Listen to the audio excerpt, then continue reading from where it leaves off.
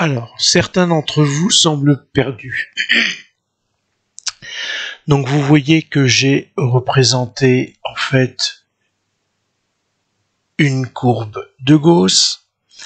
Soit je vais parler de la variable aléatoire x, auquel cas je vais avoir une variable dont la moyenne est m, qui est différente de 0, ou bien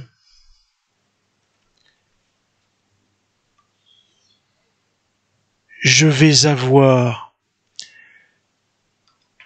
une variable aléatoire u qui, elle, va être centrée en 0.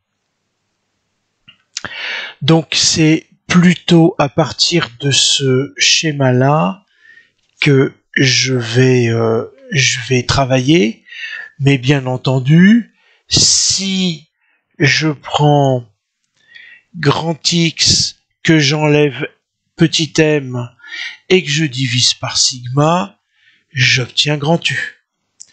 Donc d'une variable aléatoire quelconque, je peux passer à la variable aléatoire centrée réduite. Je dois calculer dans un premier temps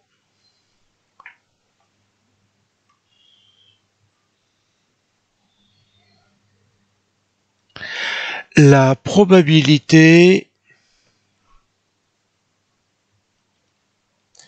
pour que grand U soit inférieur à petit u. Si j'ai petit u ici, cela ne me pose aucun problème. On a vu que on va avoir la valeur directement à la calculatrice.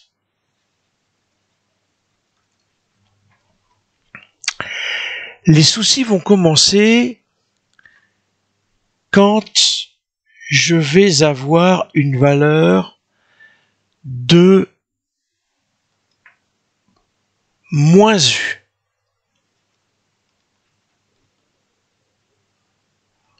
C'est-à-dire que je veux calculer ça.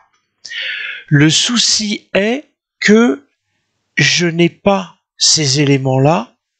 En revanche, je sais que j'ai une symétrie par rapport à 0, et donc ici j'ai u. Et je peux calculer ici à partir de u la surface totale. Et finalement, la surface que j'ai là, ça correspond à cette surface-là. Donc finalement, dire que je veux calculer la probabilité que grand U soit inférieur à moins U, c'est égal à la totalité, c'est-à-dire 1 moins la probabilité que grand U soit inférieur à petit u.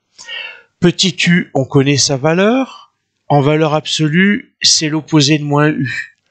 Et donc, à partir de là, en calculant la totalité des probabilités moins cette probabilité, je vais pouvoir obtenir la valeur de surface dont j'ai besoin ici et que je ne peux pas calculer directement.